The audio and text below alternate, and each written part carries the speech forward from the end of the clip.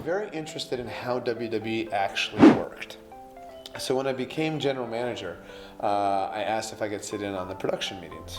And so sit in and see what happens back here.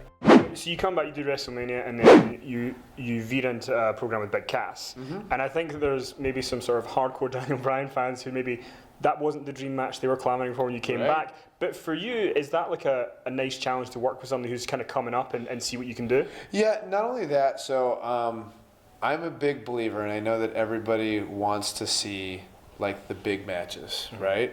And I would have loved to have come back and gone right into the big matches with, we did a match with me and AJ Styles on SmackDown, but and especially now with the brand split, okay, Samoa Joe, right? Like Shinsuke Nakamura, like all these things. But I also think that you need to build to those.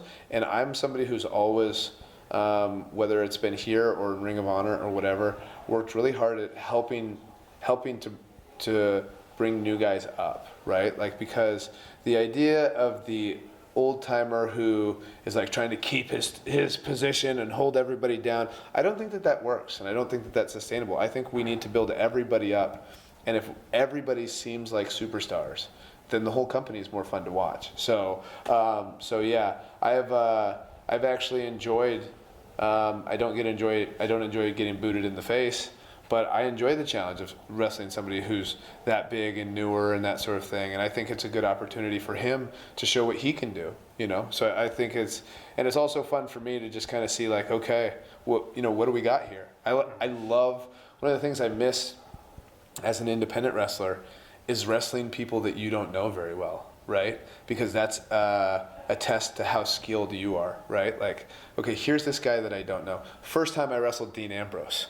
It was on a Wednesday. My flight was delayed. I'm getting dressed in the car on the way to the show. I have to go straight from the car. It's freezing cold in my gear. So I'm changing with these guys I've never met before. I'm getting naked in the back of their car, putting my stuff on. And I go straight from the car into the ring to wrestle Dean Ambrose, who I'd never met before. Like that's a real test of your skill. Like, how good are you? How good is the guy? And actually, when I wrestled Ambrose, I was like, I didn't know what I was going to get. And I wrestled him. I was like, wow, this guy's really good. Who is this guy? How have I not run into him before? Well, he's Dean Ambrose, So yeah, I like that kind of stuff. And I want to ask you, we actually spoke to James Ellsworth not too long ago, and he said that when part of what he attributed the success of his run in WWE to was you, and said that you were, kind of with the creative team talking and stuff like that. So when you were the GM, were you kind of involved in some of the creative ideas and putting stuff forward, and was that something that you enjoyed doing, that part of it? So I was very interested in how WWE actually worked.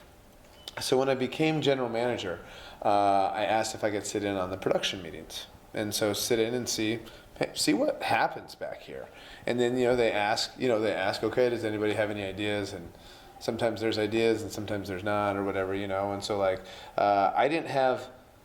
I always had suggestions. How many of them actually got used? Very, very few. But yeah, like I found that a little bit fascinating. And then I started to find it a little bit frustrating. And then so I stopped doing that.